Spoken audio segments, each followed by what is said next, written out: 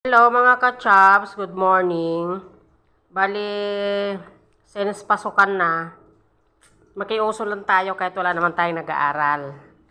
Gumawa ako ng mini Nutriban. Ayan siya. Ayan yung mga nagawa ko na kanina. Bali, lalagyan ko siya ng ube filling sa loob. Tapos lagyan natin ng ano sa ibabaw. Squeeze lang natin ng ganyan. Tapos yung iba yon nakagawa na rin ako kanina. May mga, ano siya, may mga hugis-hugis. Kasi inano ko siya dito sa mga hulmahan ko.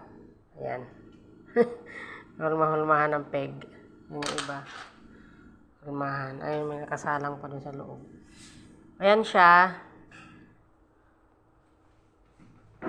Yan yung ano, huy.